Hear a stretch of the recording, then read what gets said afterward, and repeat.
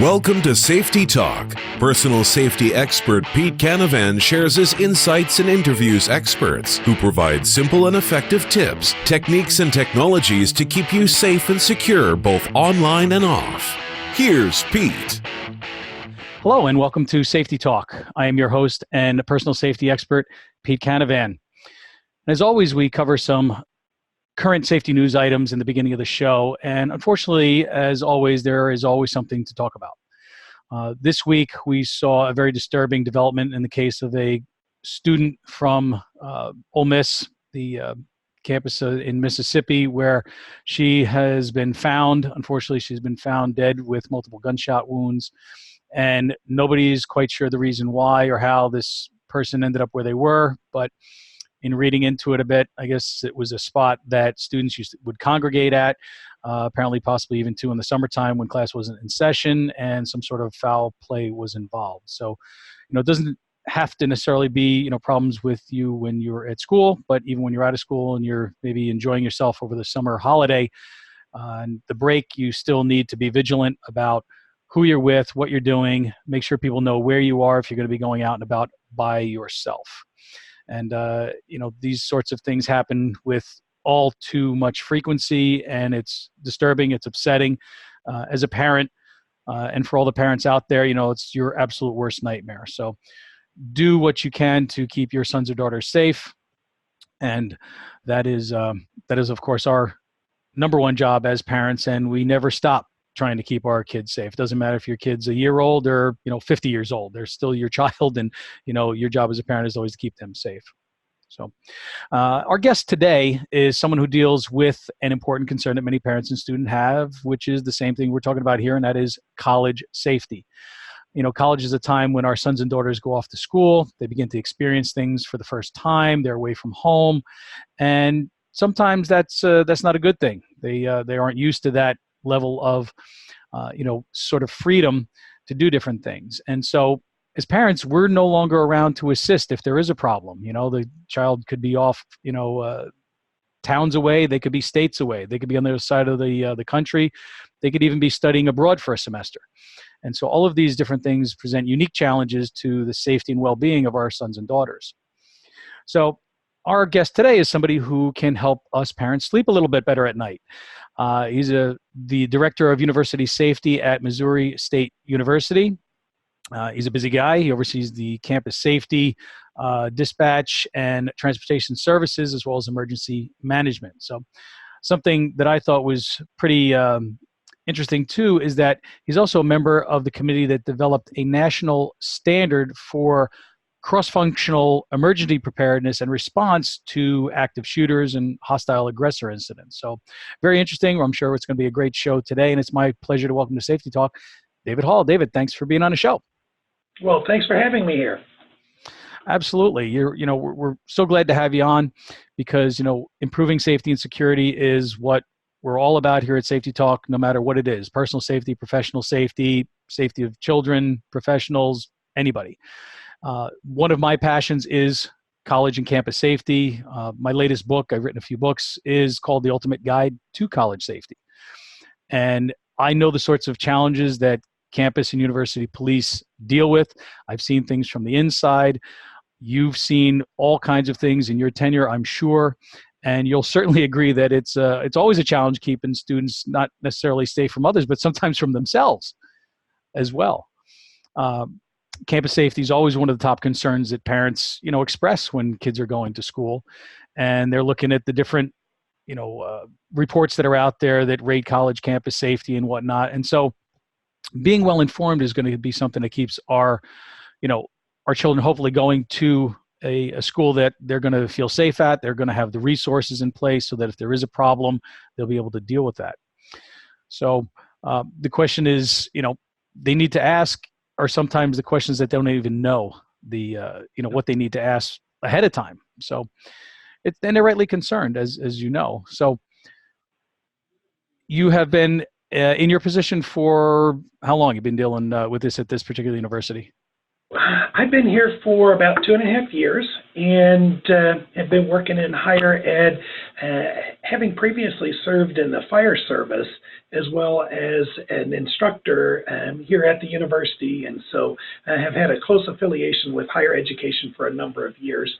So it's really, it is a big change for families whenever they're looking to make a decision of, well, where do I want my child to go? And certainly one of the things they look at is always the academic side, and they're excited about all of it. But the other big piece that we always hear from families is, how safe is my child going to be? This is often the first time that they've ever stepped away and been out on their own for an extended period of time. And so parents are often concerned about that, and often a lot more concerned about it than maybe what the student is. Yeah, because I mean, as teenagers, they think they're invincible. I mean, when we were teenagers, we thought we were invincible. It's like, yeah. You know, mom and dad, they try to tell you things, but when you're 17, 18 years old, you think you know it all. And it's just, I think it's a sort of a rite of passage of every young person. And I think a lot of them come back to the realization that, you know, when they're 16, 17, 18, maybe they think, you know, their parents don't know anything. And by the time they get to be maybe 25 or 30, they're like, wow, you know, like my parents got a lot smarter in the last 10 years or so, you know, and it's not that. That is absolutely the truth. And so one of the messages for parents is they will get through that, and they will look back, and it does come back around. So there's hope at the light of that, at the end of that tunnel. Absolutely. So with different college campuses, obviously we have campuses in different areas. Some are in a more rural setting, some are, you know, more in a city type setting. And, you know, we look at these different campuses, and just like in real estate, I mean, you know, we hear location. Okay. Would you say the same is true with regard to safety for college and university campuses?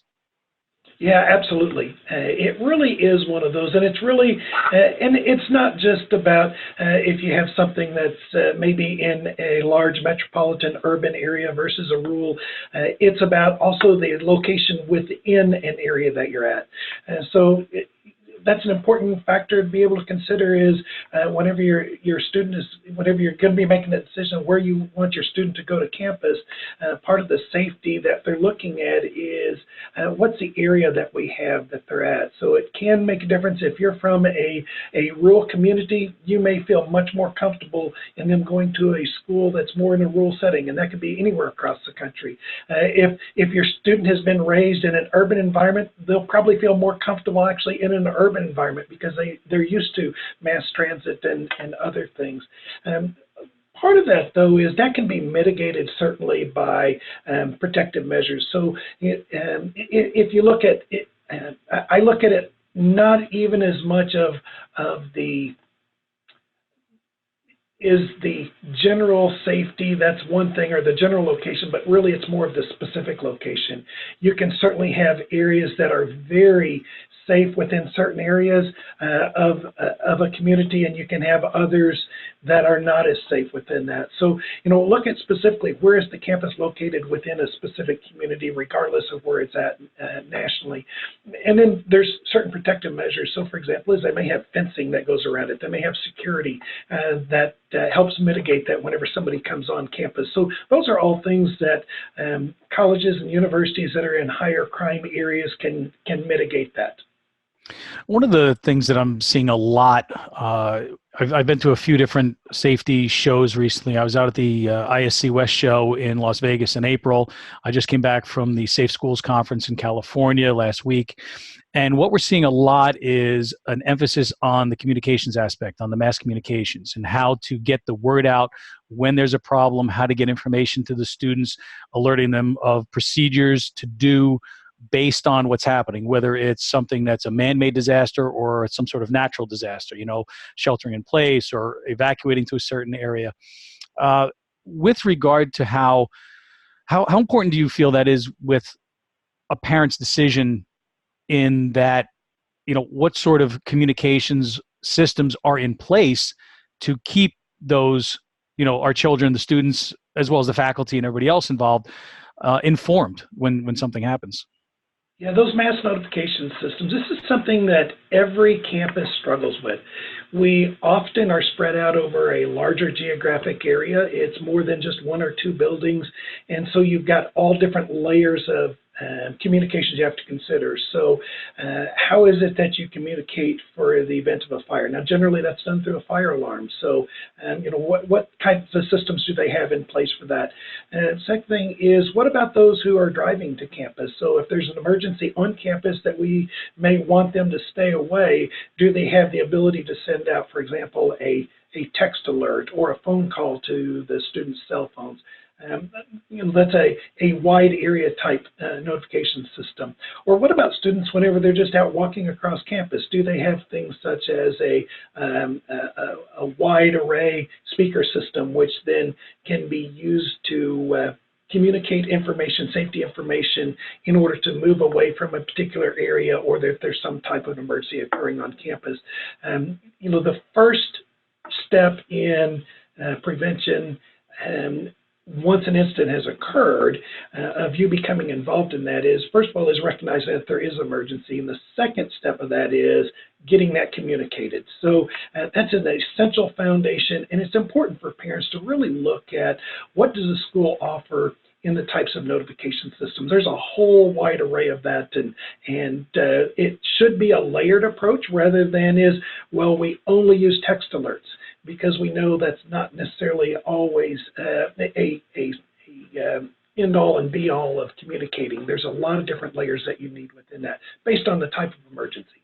Sure. One of the things you mentioned, and really I hadn't really thought much about, but would be like a PA system, something that's on campus where, because people have their headphones in, right? They don't hear. Yeah.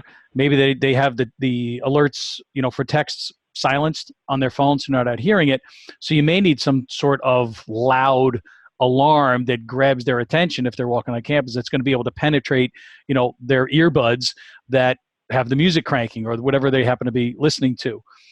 So that's something that I don't really hear of many campuses having that sort of thing. I think and that's sort of an old school approach that could be extremely effective, especially if there is some sort of problem with the technology behind a mass communication system that relies specifically on, say, text alerts.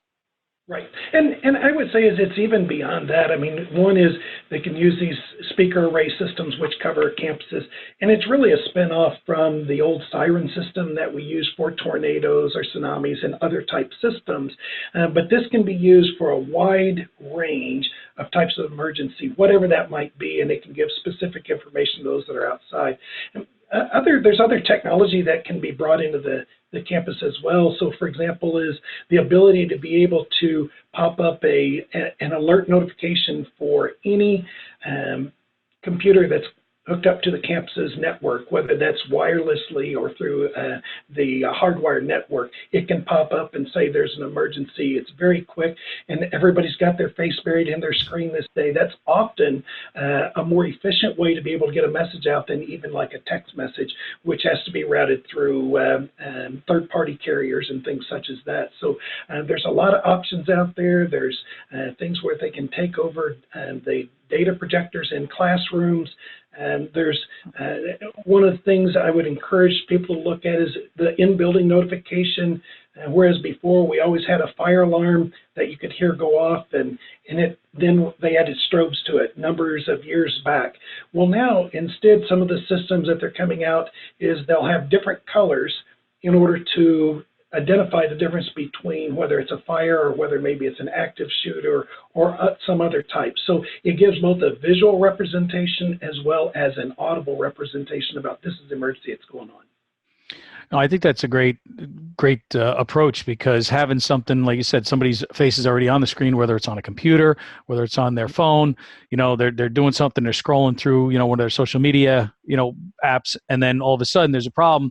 That notification comes up. It comes up right in front of everything. They can't ignore it, right? Yep. And of course, you have to be judicious about how much you use it, because then when it's used too much, then everybody, like anything else, you just whatever, and you cancel and you close it. So, but yeah, it's amazing how so many of these systems are now tying together. They're tying together with camera systems. They're tying together with, the door lock systems and the security, the actual physical security on the campus. And so technology is really I mean, I'm an IT consultant. This is what I've been doing for a long, long time. And it's amazing to me to see even now how things move forward so rapidly. It's like what was there today, man, tomorrow it's going to be totally different. And it's exciting, but it's also frustrating, you know? It is. It's a two-edged sword for that. You know, you're seeing some of the technology. I mean, there's such a wide range of technology, everything from gunshot detection, so it can pinpoint with systems that are built in and be able to pinpoint whenever there's a shot fired from a gun and automatically be able to set off alerts and advise people what to do within those areas, or other types of safety systems, or automatically notify law enforcement. And there's just really a lot out there. You know, of course, some of that also is there's always concern of failure within technology. And you can add complexity to systems, which then it becomes less effective. So there's always that balance between those of you know, when is technology right and when is it not right to use? Right. And especially when you're dealing with something that might take down infrastructure, like if you've got floods, you've got tornadoes, the cell towers are going down, you know, there may not be that same level of service that you're used to. So if you're trying to rely on something like that for getting that communication out, it may fail. And, you know, that's where some of these newer technologies like mesh networking come into play, where you have the ability to talk between two devices. You don't need the network. You don't need to be on Wi-Fi. If my phone can see your phone, that communication can bounce from mine to yours to the next to the next. And eventually, hopefully it gets to somebody who has service that then now that notification can go out through the internet or something like that. So yeah, it's interesting because it's fascinating. I mean, I eat it up, but at the same time, I know it's frustrating for people when they're trying to implement a system because, you know, there takes time to, you know, for the analysis of a system, to budgeting, to actually implementation. And by the time you sometimes get to that implementation piece, it's like, well, you know, there's kind of a better mousetrap now. It's like, well, you know, what do you do? You just got to pull the trigger at some point, because if you wait, you'll be waiting forever because there's always something new coming down the pike. That's it. And getting those systems to communicate with each other, you know, that's always a struggle that you have with any type of technology. You get one system and you get it in place, and now you want to add a different type of technology. You want those systems to talk to each other, and now you run into issues with that. And that's always a challenge in the security field. Oh, yeah. And IT in general. Yes, it is. It is. Now, a lot of people are also concerned with the ability to have, you know, people on staff, you know, your campus public safety department, campus police department, that's available to protect the students. And there are a lot of measures in place, including, you know, the physical presence of campus safety officers, but there is also the responsibility of the student to adhere to policies, you know, and it's like, you know, the terms and conditions when you download new software, you check it off, who reads it, right? Same thing with that, you know, policies and procedures. You know, you're a new student. Here's your student handbook. You have to sign off that you agree to adhere by these, you know, these procedures. And so the best kind of laid plans and the best sort of procedures can always be thwarted by, you know, the human component. You know, for example, piggybacking, right? When somebody swipes and the person comes in next to them, well, that person's not a student. They didn't swipe, but since you did, they follow you in. Now somebody might be in that building that's not supposed to be there. Now, in your opinion, I don't know if you're former law enforcement or not. Are you? I am not. Yeah, okay. So in your opinion, and coming from that perspective, do you feel it's better to have the law enforcement of the campus safety department being handled by a campus police department or the community?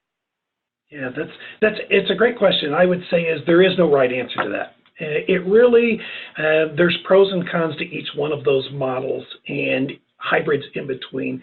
At Missouri State, we use a system to where that we provide campus safety, and then we contract with our local law enforcement, which is a much larger metropolitan area, and they have a substation on campus where that we have our own officers, but it's through them.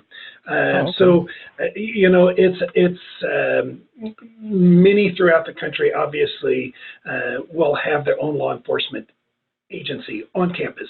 The benefit of that certainly is they know college students.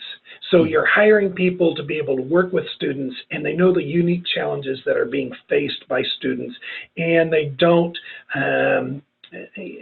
maybe this is an unfair assessment, but they don't necessarily have that that jaded perspective of just running calls all day long dealing with criminals. Instead, they're dealing with college students all the time.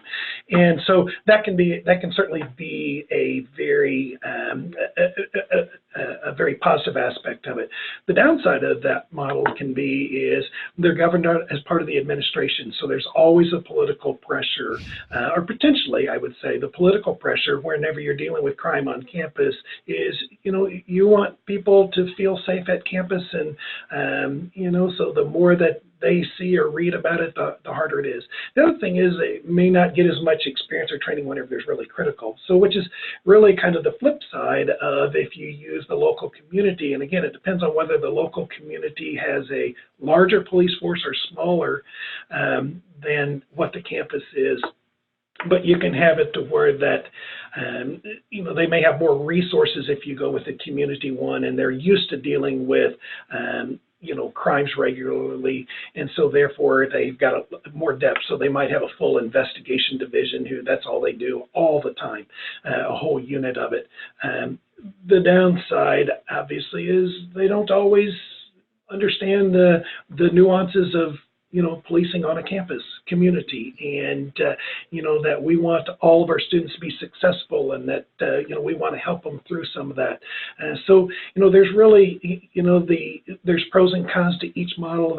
They have a lot more typically, and I'm going to use our situation, which I know is true with others, is they may have a lot more resources for training that and experience that we wouldn't normally have. For us, it works, but frankly, there's pros and cons to both. So I think the important thing is for a parent is you ought to understand the model that they use and why it is they use it, and what's the reputation of the organization, regardless which model that is.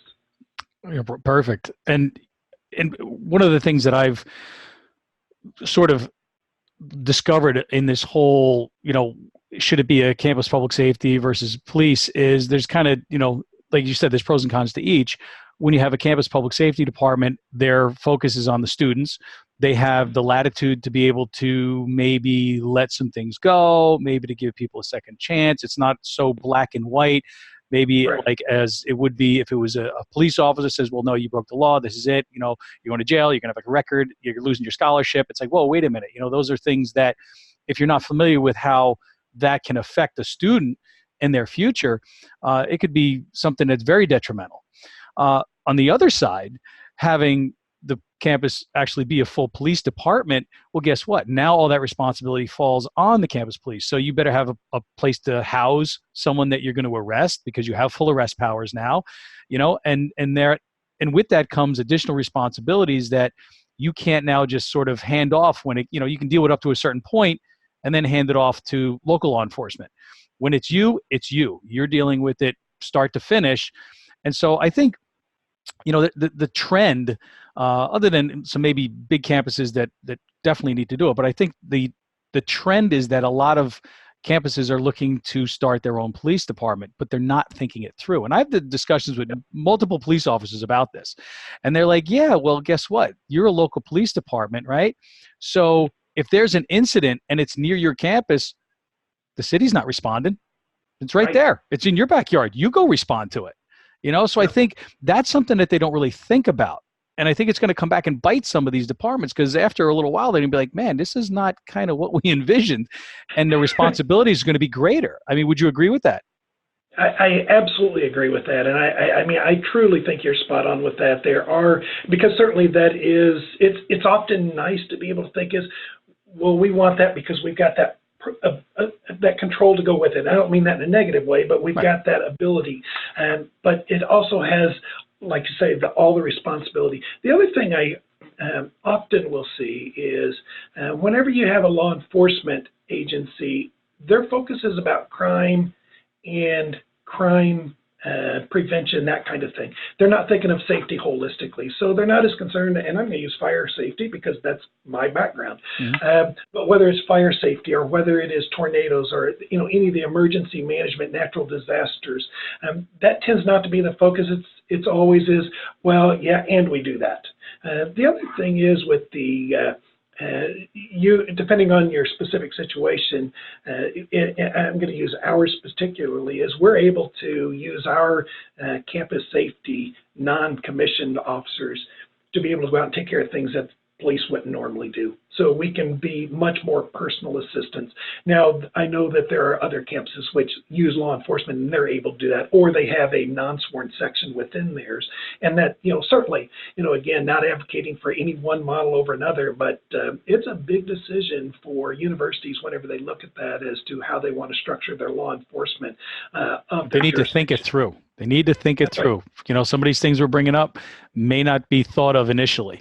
And so you got to look at and talk to other schools. Hey, you've got a police department. How has that changed things? You don't. How is that different? And get all of that feedback, because it may weigh into that decision. So very, very, very interesting. Regarding the actual safety and security of the campus itself, as you mentioned at the top of the show, there are a lot of buildings. You're not just trying to protect one or two buildings and keep the people in those buildings safe. You've got a lot of buildings spread over potentially a pretty big area. And depending on if you're an open campus or a closed campus, that can be quite a challenge. Most campuses are open campuses. Where I was a public safety officer, for example, the library and the cafeteria were open to the public. So anybody could come in and use the library. Anybody could come in and get a bite to eat. You just pay money and boom, they'll feed you. So that's got to be such a challenge. What do you do, or what do you recommend be done to improve the safety when you've got either buildings that also have public access, or just in general when you have that sort of openness on a campus to keep it safer? Yeah, that's that really is the case. Is higher ed is so different than K through 12, and I think often we see parents and administrators trying to apply the same principles from a security standpoint for higher ed as what they do through K through 12, and it's just simply different because of the openness of the campus on that. Some of the things that you often see is, first of all, is access control. How is access control through keys? Or is it through access swipe cards? If so, how are those systems tied in? So many buildings, like what you're talking about, libraries, may be open to the public, and so that's not something that gets done. The other thing is the use of security cameras. That's really one of the kind of the infrastructure, the backbone to the infrastructure related to campus safety and security on one where you do have such openness with that. So, as a parent, some of the things I would want to know is, so if you've got do you use cameras? And if so, what's your policy? So where do you have those located? Are they only outdoors, or do you use those in buildings in common areas? Are they being monitored 24 hours a day or whenever the campus is open? And if so, what's that ratio? So do you have an adequate number of staffing in order to be able to really look at those? Who has access to it and that sort of thing as well. Exactly, which is the security side of that. Completely on the opposite side is, that's a big thing. Do they do background checks? And for those who do have access, and how quickly do they terminate access? There's just a wide array of things related. Security cameras can be great as a deterrent. Whenever you have security cameras in place, they also can be very helpful in solving crimes because you can find out about it and be able to provide good, solid evidence, which helps keep the campus safe. But they also certainly have that privacy and the concern related to it. Yeah, video management systems are absolutely, like you said, they are basically the backbone. Other than the actual control and the access to the buildings themselves, especially when you have a building that doesn't have the access control that's publicly accessible like a library, you better make sure you got a lot of cameras on that, especially on the entrances and exits, as well as in the interior. But, who's coming in, who's going out? It's not just students. It could be anybody. Is that somebody that's just passing through? Is it somebody that's visiting a student? Who's coming into that campus, so that if there is a problem, you can go back. You can take a look at those records and say, okay, this happened between this time and this time. You pull the camera records, you start to examine that and try to figure out, who it was, where it was, and start that investigation, which, that's, cameras are awesome for that. They can't, reach out and stop a crime, but they Right. definitely, when people know they are being monitored, whether or not there's audio or not, that, hey, there's an eye in the sky there and it's keeping an eye on me. So if I misbehave or I try to do something I'm not supposed to, there's going to be a record of it. And it's an excellent deterrent. The rub is trying to keep it where you can access as much as you possibly can without intruding too much on the students, like in the dorms. I know a lot of campuses, they have cameras on a lot of the building exteriors. They have them, within the buildings and the labs and that sort of thing, keep an eye on lab equipment and the access there, but not necessarily anything other than maybe the entrance to the residence hall, which of course you don't want that. You got kids walking down a hall in a Right. robe or something like that. That can't be Right. on camera. So you like you're saying, mom, dad, you need to find out, what's that level of access, who has access to it, and, how is this being best utilized to keep my child safe when they're, with you, being taken care of by campus, personnel.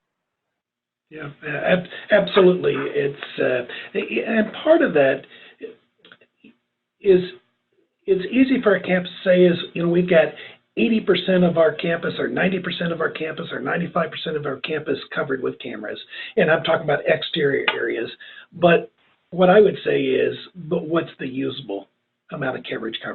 I can put a camera up high and I may be able to reach 80% of the campus with that, but I'm only looking at one area at a time. And so I may or may not have a camera pointed towards it where something actually happens. Or it may be I can see somebody in the parking lot, but I can't really use it in any way to be able to identify them. So, there's certainly not all camera systems are created equal. And I don't mean brands, but I mean the way that they're set up makes a big difference on that. I had an interesting discussion with a gentleman who represents a company that deals with body cameras.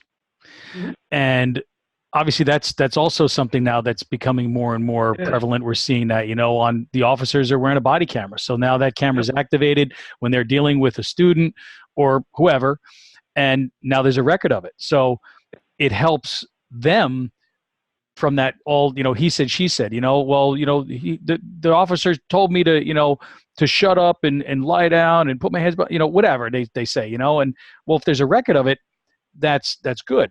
The interesting thing though, is that what I was told is anytime you modify footage in any way, it's inadmissible in court. And so with these different camera systems, you may have a system that's capable of seeing, for example, a certain area with a certain level of detail, unmodified, right? Mm-hmm. But the minute you modify that footage, okay, because I want to see better, and that's what gives the detail of, say, a face or a license plate or something like that, it's inadmissible. And I thought that was very interesting because I had not heard that before. Yeah. But if it's modified, it's not admissible as evidence in court.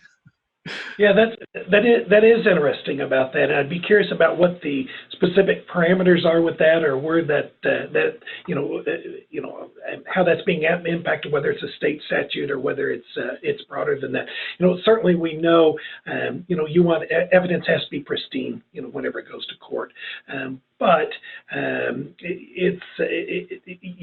think you'd be curious where they're defining what modified means. So that's an interesting point. And I certainly look forward to looking at that. Yeah, I was going to say, you take a look, because I don't know a whole lot about it. I just know that from this gentleman who deals with body cameras, that was one of the things that their cameras, and I think it comes back to your eye can only see a certain level of resolution.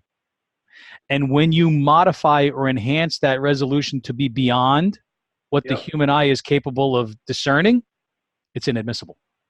Yeah, and I could certainly see how that could track through. So I could certainly see how that could be entered in court. So one of the ways that we can obviously sort of help that is with lighting, and that was something that I had seen on some of the information here that you shared with me when you sent over. Is how much of an impact does lighting make in campus safety? And I would say a huge amount, but I'd love to hear what your thoughts are. Absolutely. I look at some of those backbone systems. We talk about access control and we talk about security cameras systems, and lighting is one of those other pillars that we have in basic infrastructure. And it's really one of those as a parent that you can very easily, whenever you take a visit to a campus, that you can tell.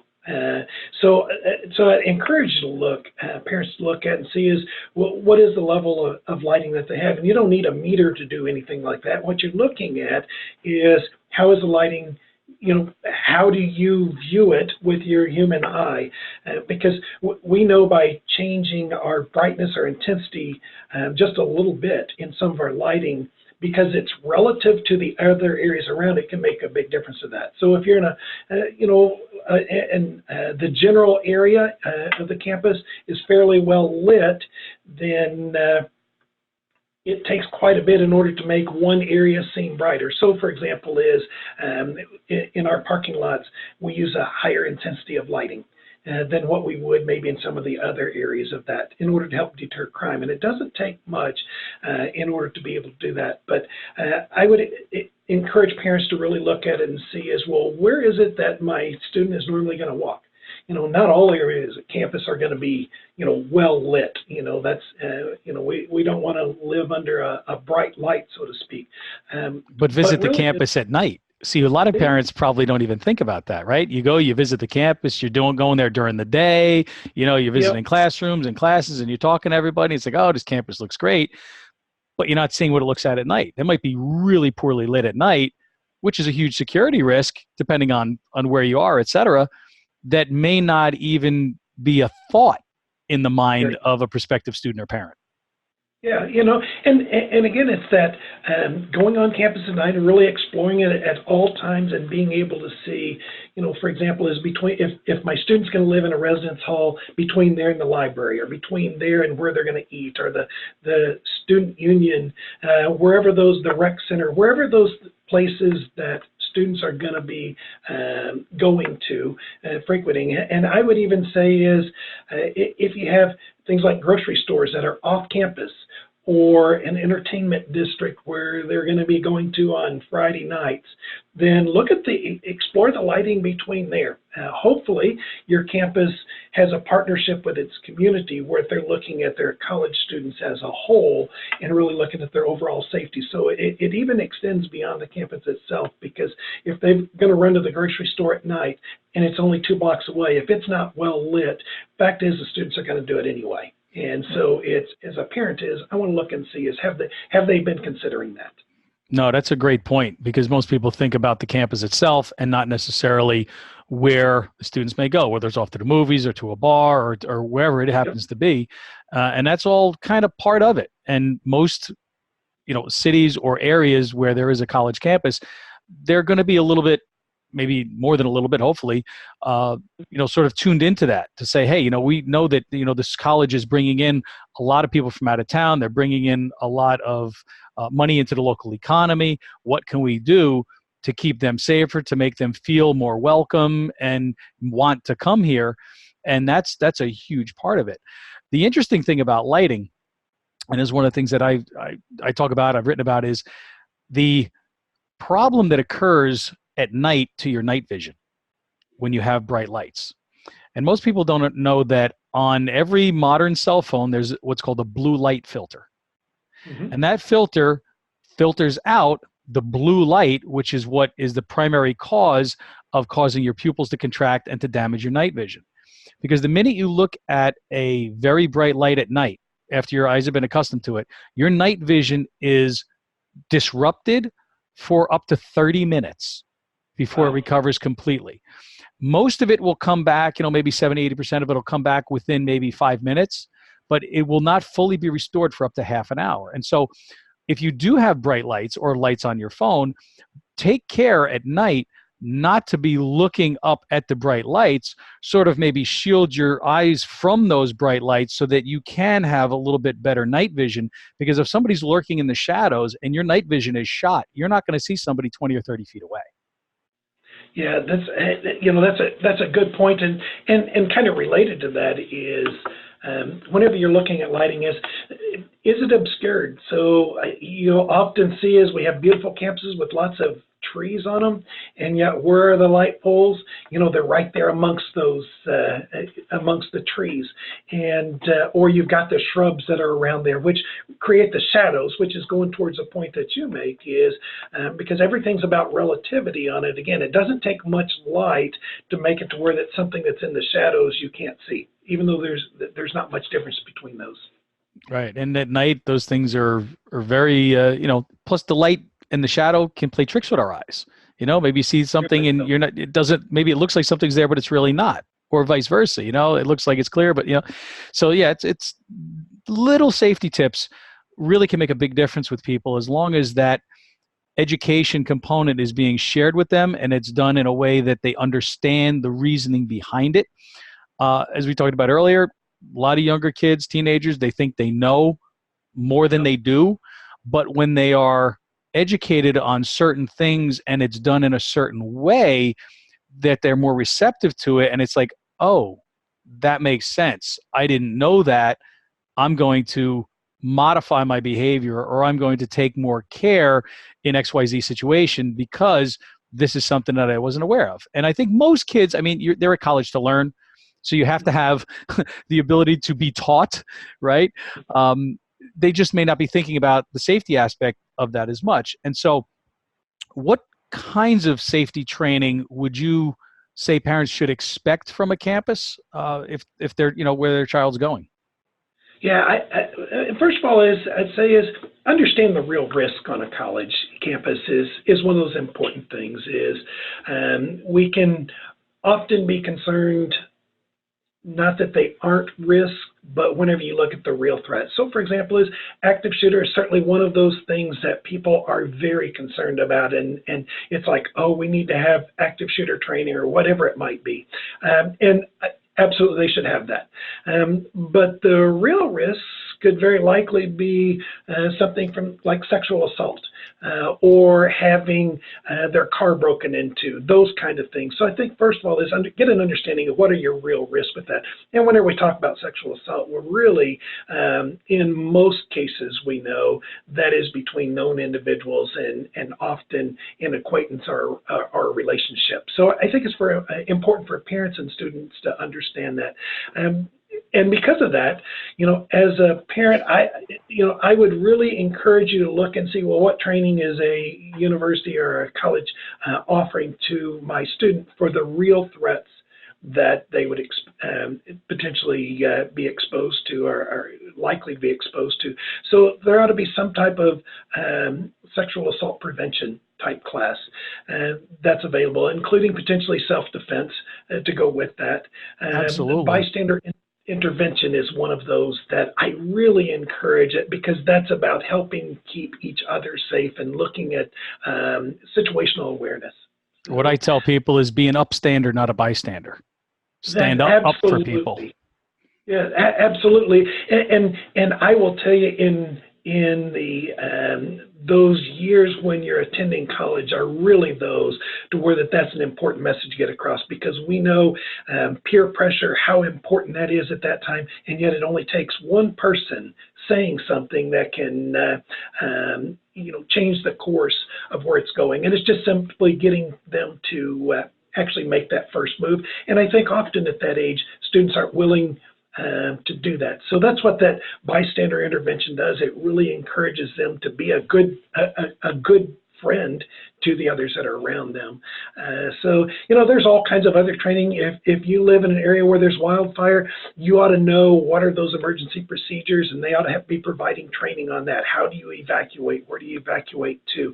If you're in an area that's prone to hurricanes, same type deal. Or if it's tornadoes, whatever it might be, they ought to be providing that emergency preparedness training and have it available to students to be able to take.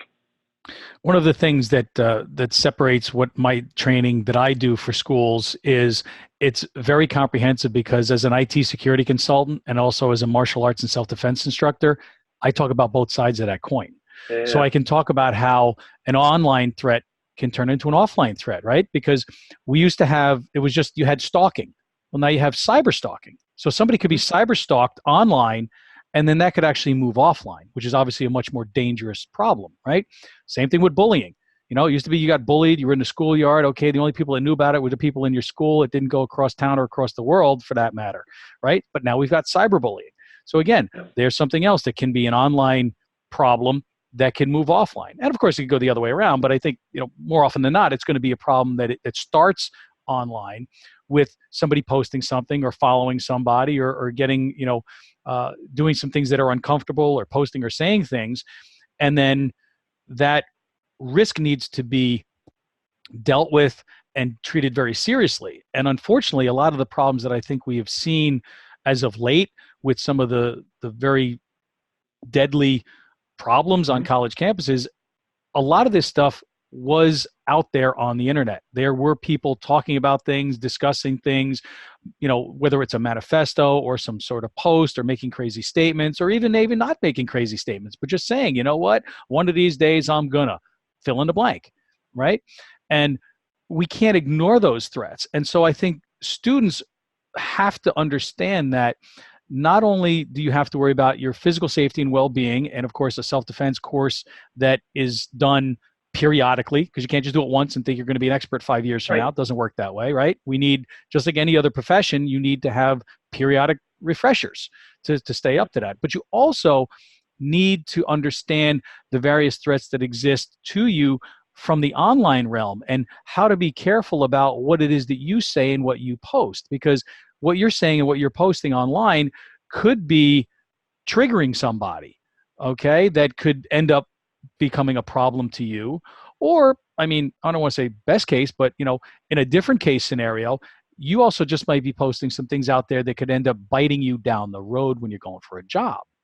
And so not only does it have to be something that is a risk that exists to your physical safety and security today, but it could also be something that you post that damages your future financial safety and security down the road.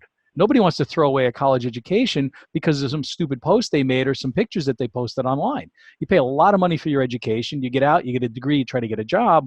Well, every employer today has the means to go online and check you out. Who are you? Yep. Google this person's name, see who they are. What comes up? If you get some really things that come up that make you scratch your head and go, do I really want to hire this person? That's a long-term ramification of something that may have happened that you felt was innocuous. Somebody goes to be a lawyer, they go to pass the bar, right? Yep. Now all of a sudden something they did in college comes back and somebody comes up to them and says, explain this. Yeah. And so these two worlds now have become so intertwined that I think safety and security on a college campus needs to address that. There may be things that are done right now, but there are always things that can be done that are going to complement it, that are going to supplement it. They're going to make that a more comprehensive sort of education for the students and for the faculty for that matter, right? Because we're not immune, right? Absolutely. Yeah. I mean, you are spot on with that. We, as you know, we almost always see that there's some type of online activity whenever we see things occur offline. Now that's not always true, but certainly in the majority of the cases we know that. And so protecting that and being cautious and understanding about sharing and is so key. The second step of that, though, is make sure you're reporting. And most colleges should have a behavioral intervention team or some type of threat assessment type team, which then can evaluate students to be able to make sure that they're being successful and help those that are at risk from a student success, but also is from a safety or security. And so whatever that proper reporting procedure is, most of them will have some type of anonymous reporting that you can go through, or whether it's calling the campus police department, but they need to evaluate that. Whenever you're seeing behaviors or you're getting threats or you're observing it for others or things that if you have a concern about it, my statement as always is, if it concerns you, you ought to report it. Because what we see in virtually all of these across the country where that bad incidents have happened, it's people knew, but they only knew a little bitty piece of that. And after the fact, once we start getting all the facts from those and what the different people knew, it was painted a very clear picture that bad things were going to happen. So, it was, as a parent, encourage your students to make sure that they know it's okay to report. The fact is that you report somebody doesn't get them in trouble. It's part of more of a comprehensive one and assessment whenever they really look at it rather than just isolated incidents. So, but I would really encourage them to find out is how do you report, and then making sure that they know to report. So, and as a parent, whenever you see or hear things from your students that's concerning, make sure you call somebody. And along the same lines that goes sort of, I think, hand in hand with that is one of the things that I talk about in my college safety book is routines and comfort zones, because we all have a certain level of comfort that we recognize when we're comfortable, and we recognize sometimes when we're uncomfortable when something's happening. The ability to know your own limitations and your own limits of what you deem to be comfortable to you has to be something that you have to think about well before a situation happens. You've got to know, okay, I'm in this situation. If this situation progresses to a certain point, and we could be talking about a drinking situation, we could talk about a sexual assault situation, you need to know, what is my limit? What is that line that if somebody crosses it, I know I'm going to act, whether it's leaving, whether it's reporting it, as you're saying, right? We need to report that incident if something happens, but try to know before you get into trouble, what is that limit? What is too much? What level of comfort are you willing to accept? What level of being uncomfortable are you willing to accept, right? Because we've all, talked to people where, they've got it really close into your face and they make you really uncomfortable and they don't really know they're doing it, but, you kind of back away and you're like, why is this person getting so far into my face, right? But they may or may not be somebody who's a threat, right? So we have to do things that recognize that. We have to make sure, okay, if this situation turns south, where am I going? Can I get away that way? Can I get away this way? What am I going to do if it goes to the next level where I have to act or react to what's happening?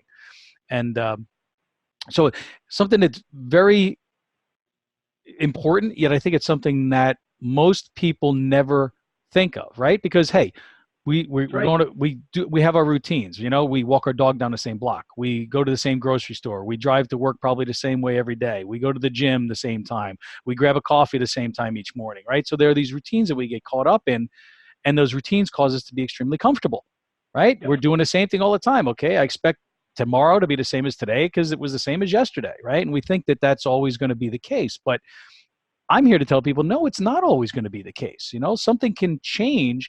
And so you need to make sure that you understand why your routine can be very, very dangerous, because it makes you become complacent.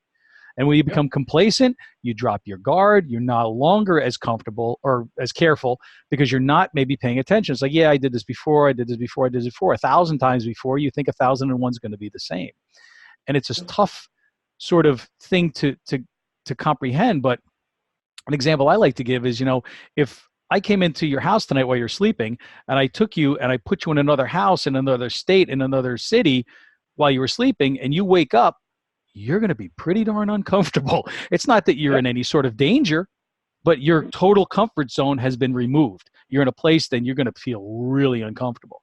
And so I encourage people to think about that and to know that you have to begin to formulate these sort of what if scenarios that, if this is going to happen, or if it progresses to this point, this is how I'm going to act. You're spot on with that. And that's what I was thinking as you're talking is, that's really about mental preparedness. It's about thinking ahead of time, where's my nearest exit? And where is my nearest window? Where's a lockable space if I needed that?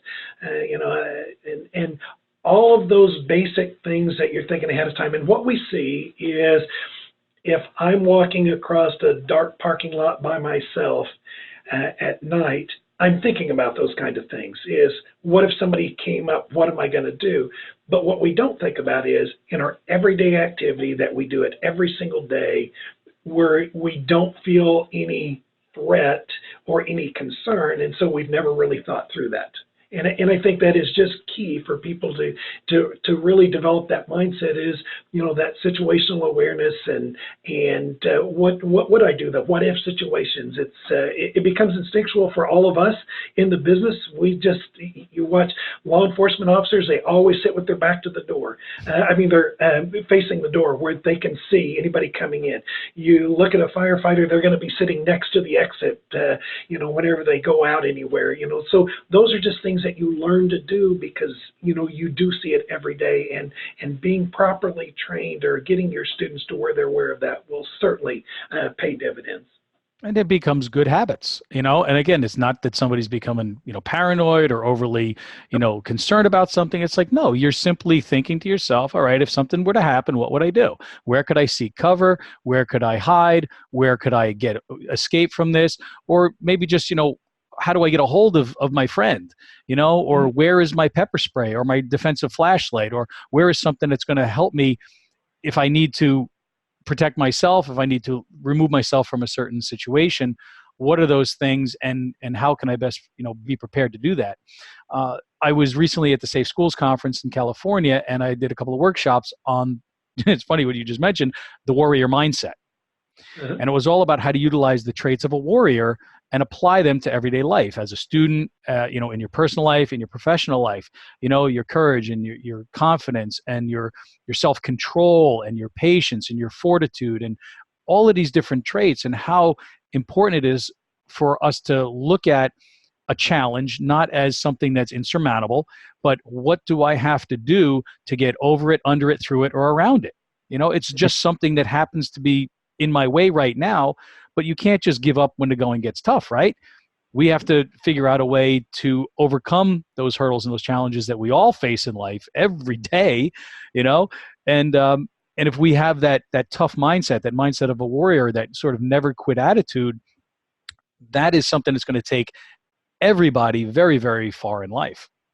Yeah, it's funny you say that. Whenever I'm doing presentations here on campus, I really try and reinforce is I'm trying to teach you a life skill here. It's beyond what I'm teaching you about the campus or how to be safe here. This is really about a life skill. And, that's what we're trying to do is prepare them to be successful in their life, both academically, and then I'm looking at how do we help them be successful from a safety perspective. So it's kind of like those good habits with online activities, some of those basic things that, how do we reinforce that again, long-term life skills. In terms of being able to find out how safe a campus is, and I guess we'll sort of wrap up with this here. We're flying through our hour. Yeah. Where can parents or students go to learn more about the safety of a specific campus, whether or not it's Missouri State or just campuses in general? Like I know, like when I was looking at colleges, my dad and I narrowed it down to a subset of like 5 schools, and we visited each one of those schools the year before my senior year, I believe, to do so, to learn about that. But there weren't these tools that are available now. So what would you recommend to people to go and learn more about the safety and security of the school and the area, et cetera?